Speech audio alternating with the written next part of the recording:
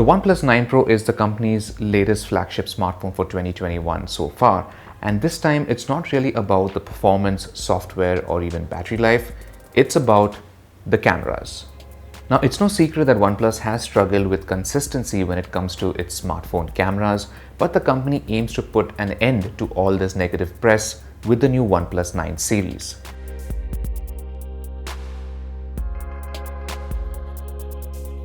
Now, the cameras on the OnePlus 9 and the OnePlus 9 Pro have been co-developed with Swedish camera maker Hasselblad that promises to bring its iconic color science to these smartphones. So what exactly does this new partnership entail? How are the new cameras on the OnePlus 9 Pro? And more importantly, how painful is the new higher price tag?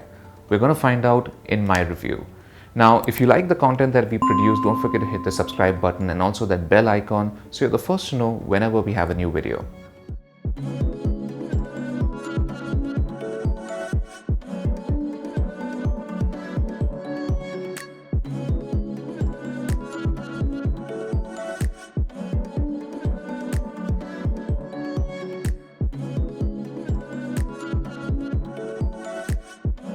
Now, because the camera is the biggest area of focus here, let's start with that. Now, it's not uncommon to see smartphone manufacturers partner with big-name camera or lens makers in order to boost the credibility of their products. Now, when done right, it can lead to some very good results that actually benefit the end user. For instance, Sony's long-standing partnership with Zeiss and even Huawei's partnership with Leica. And that's exactly what OnePlus is aiming to do here with its partnership with Hasselblad on the OnePlus 9 Pro and the OnePlus 9. Now let's understand the level of involvement that Hasselblad has had in the OnePlus 9 series. Now you'll find the Swedish camera maker's branding everywhere, from the packaging to even the back of the phone. Now, based on the way OnePlus has been marketing this partnership, it wouldn't be wrong to assume that you're getting Hasselblad sensors or at least lenses, but this is actually not the case. Now, on the OnePlus 9 series, Hasselblad has only really helped tune the color processing algorithms for JPEGs when you're shooting in auto or even pro mode. Now, the color difference is most noticeable in the photos of people, as skin tones tend to look warmer and more natural compared to the colors produced by the OnePlus 8 Pro. Now, for landscapes or other subjects, on the other hand, the difference is slightly less pronounced. Hasselblad's influence is also seen in the design of the Pro mode and the camera shutter button, which is now an orange dot, just like on Hasselblad cameras. However, this seems to be the extent of the benefit that you can expect from this Hasselblad partnership, at least on the 9 series. Now, there is a possibility of seeing Hasselblad hardware in future OnePlus phones, but that's to be seen. We do have some brand new rear camera sensors in the OnePlus 9 Pro, which are custom developed with Sony. The main camera has a 48 megapixel Sony IMX789 sensor with some interesting new capabilities, which we'll get into just a moment. Next up is a brand new ultra-wide camera with a 50 megapixel Sony IMX766 sensor with a new freeform lens to cut barrel distortion at the hardware level before the image is even processed. The ultra-wide camera also has autofocus, so you can use it for macro photography. Then you have the optically stabilized 8 megapixel telephoto camera with a 3.3x optical zoom and a 30x digital zoom. The OnePlus 9 Pro also has a fourth monochrome camera, which is used only when you select the black and white filter. Now for the new features of the primary camera, this sensor now has a dual native ISO, a 2x2 on-chip lens for quicker focus, and DOL HDR for better dynamic range in backlit shots for both stills and video. It can also capture 12-bit RAW files instead of 10-bit for increased color information, and there's also a new tilt-shift shooting mode for simulating the miniaturizing effect of a tilt-shift lens.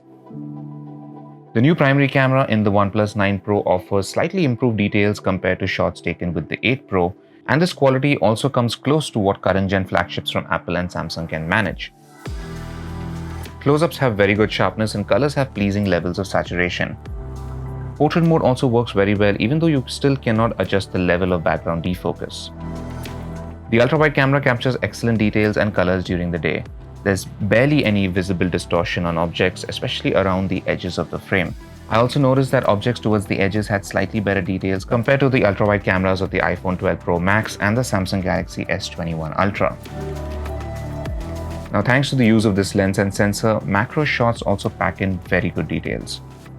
The 9 Pro can also capture impressive low-light photos, be it with the primary or secondary cameras. It automatically reduces the shutter speed a bit, so you don't have to switch to nightscape mode manually to get a good exposure.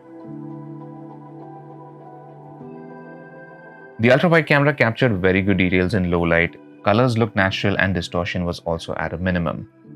The telephoto camera on the OnePlus 9 Pro has the same specs as that of the 8 Pro except for a slightly longer focal length.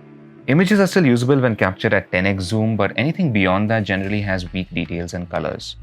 In low light, the OnePlus 9 Pro will actually use a telephoto camera for stills instead of just digitally zooming in with the main camera. Now, autofocus is a little slower here compared to the main sensor, but the final image quality can be very good depending on the lighting. Now, compared to the new sensors, the selfie camera is sadly quite disappointing. It's the same 16 megapixel sensor that's been used in the past few generations of OnePlus phones. Skin tones generally look warmer than they do with the OnePlus 8 Pro, but faces lack the natural look of, say, an iPhone. Colors of other objects too, such as clothing, are often unnaturally saturated. Now, selfies taken in low light look a bit grainy, textures are also not too well defined. You still cannot use nightscape with the front camera, and videos are still restricted to just 1080p. The selfie camera was one of my main gripes with the OnePlus 8 Pro, and unfortunately, nothing has really been fixed yet. Now, when it comes to videos though, the OnePlus 9 Pro has received a neat upgrade. Thanks to the more powerful Snapdragon SoC, you can now shoot 8K 30fps stabilized videos or up to 4K 120fps. Now, during my testing, I noticed that the OnePlus 9 Pro would overheat when shooting 8K videos or even 4K at 120fps. Now, I initially noticed this when shooting outdoors on a hot sunny day, but later on I also noticed this issue even indoors. Now, shooting at a lower frame rate or even resolution didn't really seem to set off any alarm bells, but you need to keep in mind that when it does overheat, it won't even let you take still photos. Now, this could be a bit of a problem if you plan to use your OnePlus 9 Pro for a lot of video work. Now, the quality of videos was very good when shooting during the day and also at night. Stabilization works well at 4K with no jitter or shakiness even when you're shooting in low light. When shooting at 8K or 4K 60fps and above, you're limited to 5 minutes per clip. You do get nightscape for video, which improves the exposure in very dark situations, but this also introduces a bit of noise. Overall, the rear camera module is indeed a step forward, but the lack of innovation in the selfie camera department is a bit disappointing. Now let's talk about what OnePlus smartphones have always been known for, and that's performance. OnePlus has picked Qualcomm's best SoC, the Snapdragon 888, which is built on a 5nm process and features the latest generation X60 5G modem. Although keep in mind that in India, the OnePlus 9 series only supports 2 5G bands compared to other regions. Now, this beast of a chipset is paired with 2 RAM and storage options. You get one with 8GB of RAM and 128GB of storage, that's priced at 64,999 rupees, and another with 12GB of RAM and 256GB of storage, which is the one I have.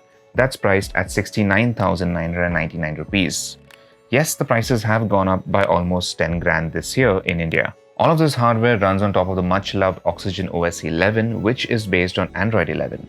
It continues to be a joy to use and is still one of the best Android skins around. Now, my OnePlus 9 Pro review unit shipped with a slightly buggy firmware. However, I did receive an OTA update which did fix most of the issues I had. You do get a few exclusive settings for the 9 series, such as ultra-high video resolution in the camera app and Hyper Touch, which is set to increase the sensitivity of the screen by up to 6 times in select games such as Call of Duty Mobile, PUBG, and League of Legends. I'm not a big mobile gamer, so I didn't notice much of a difference with Hyper Touch, but your experience could vary. Now, the quick and snappy performance of the OnePlus 9 Pro should come as to no surprise given the kind of hardware it's packing. The Snapdragon 888 is a very powerful SoC and is paired with super fast LPDDR5 memory and UFS 3.1 storage. All of this combined gives it more than enough power to tackle today's apps and games. Speaking of which, games ran exceptionally well too. Call of Duty Mobile, Asphalt 9 Legends, and Riptide GP Renegade looked stunning with the graphics settings maxed out. Most of the games I tested ran at 60fps, except for some such as Fortnite and Brawl Stars, which can take advantage of the high refresh rate screen. I didn't notice any heating when playing games for short durations. However, anything over 15 to 20 minutes and you will feel the heat along the metal frame and the glass back. Battery life was pretty satisfactory too during my review period. The 9 Pro does have a 4500 mAh battery, which is a similar capacity to that of the 8 Pro. There's also 65-watt fast charging, which, just like the OnePlus 8T, charges two smaller battery cells instead of a single one, thus allowing you to fully charge the OnePlus 9 Pro in just 30 minutes. What's new though in the OnePlus 9 Pro is faster wireless charging. Now, OnePlus has introduced its Warp Charge 50 wireless charger, which, as the name suggests, can now wirelessly charge the phone at up to 50 watts thanks to two charging coils in the charger. Now, I was able to charge the 9 Pro completely in roughly 45 minutes, which is actually faster than what most wired chargers can accomplish. Now, you will need this new 50-watt wireless charger in order to achieve these speeds, which can be purchased separately for about 3,990 rupees. The OnePlus 9 Pro also supports reverse wireless charging, which lets you charge other Qi compatible devices. Even with heavy use, I consistently managed to get a full day's worth of battery life, which I think most people should be very happy with. In our HD video loop test, the OnePlus 9 Pro ran for just shy of 16 hours. Now, coming to the display, all of your interaction with the hardware takes place on this very good looking 6.7-inch OLED screen. It has a refresh rate of 120Hz, but thanks to this new LTPO panel, it can now scale down that refresh rate all the way to 1 Hz when needed. This is something similar to the tech used in the Apple Watch Series 6 or even the Galaxy S21 Ultra. Now, this display panel produces rich and vibrant colors with excellent legibility in pretty much any lighting, and any input feels highly responsive. Video content on this display is also a real treat as the brightness is excellent and colors look lively. But when it comes to the design, OnePlus has taken a rather conservative stance. The core shape and dimensions are similar to the OnePlus 8 Pro, but with a new design for the back, which will take some getting used to. It's not bad, but it's not instantly recognizable as a OnePlus phone. For now anyway. It has an aluminum frame, you get Gorilla Glass on the curved front and back, and this IP68 rating for dust and water resistance. It looks and feels premium, but I'd strongly recommend getting any of the other colors other than the silver one due to the glossy fingerprint magnet finish. Now comes the big question. Does all of this really justify the price hike of about 10,000 rupees in India? Well, OnePlus already had a pretty solid foundation to build the 9 Pro upon, which was the 8 Pro. The new 5G SoC, faster wired charging, and improved cameras are all capabilities we were expecting it to have, and it definitely delivers on these fronts. The Hasselblad Partnership is of course the main talking point for OnePlus every time it talks about the cameras, but more than that, I do think what makes these rear cameras very good has more to do with the hardware than anything else. The selfie camera is possibly the weakest link in an otherwise pretty well-rounded camera setup. However, this phone isn't without its issues. There are a few bugs in the software that need ironing out. It also tends to overheat quite a bit with heavy camera use, and perhaps a better telephoto implementation such as a periscope lens would have been fitting for this Pro model. The price hike will definitely be a little hard to digest for many fans, but looking at the bigger picture, this is still lower than Samsung and Apple's flagship pricing.